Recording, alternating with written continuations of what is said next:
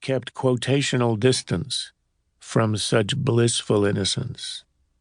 Turns out we need to know one more thing on Earth: politics, because of its capacity when benign to allow all around it to flourish, and its capacity when malign to make all around it wither.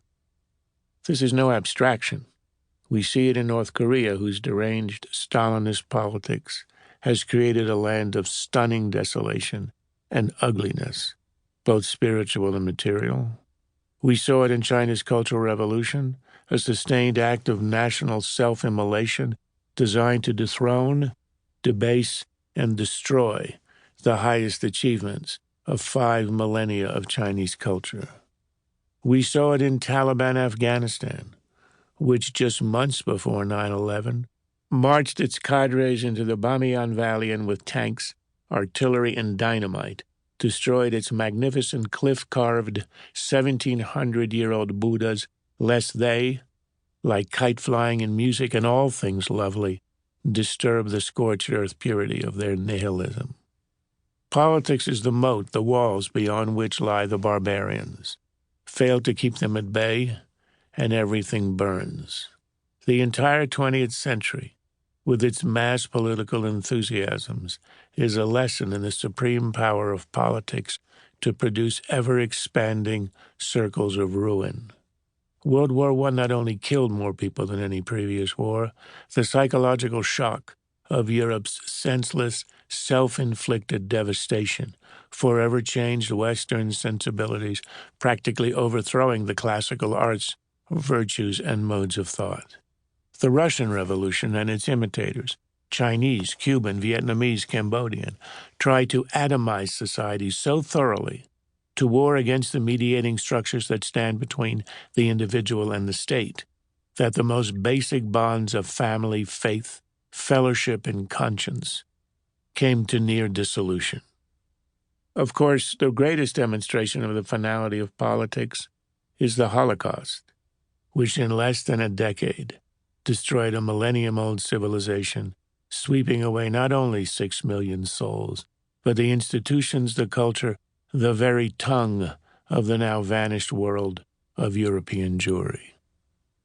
The only power comparably destructive belongs to God, or nature, or if, like Jefferson, you cannot quite decide, nature's God. Santorini was a thriving island civilization in the Mediterranean until one morning, 3,500 years ago, it simply fell into the sea. An earthquake, a volcanic eruption, the end. And yet even God cannot match the cruelty of his creation. For every Santorini there are 100 massacres of innocents.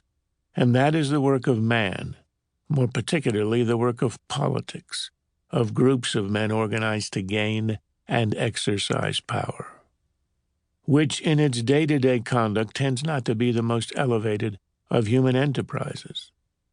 Machiavelli gave it an air of grandeur and glory, but Disraeli's mordant exultation, "I have climbed to the top of the greasy pole," best captured its quotidian essence: grubby, grasping, manipulative, demagogic, cynical. The most considered and balanced statement of politics' place in the hierarchy of human disciplines came naturally from an American.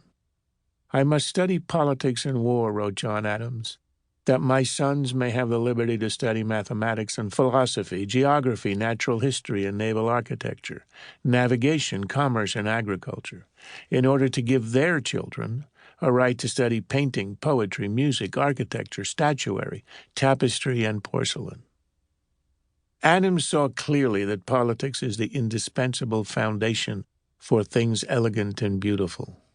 First and above all else, you must secure life, liberty, and the right to pursue your own happiness. That's politics done right, hard-earned often by war, and yet the glories yielded by such a successful politics lie outside itself. Its deepest purpose is to create the conditions for the cultivation of the finer things, beginning with philosophy and science and ascending to the ever more delicate and refined arts. Note Adams' double reference to architecture. The second generation must study naval architecture.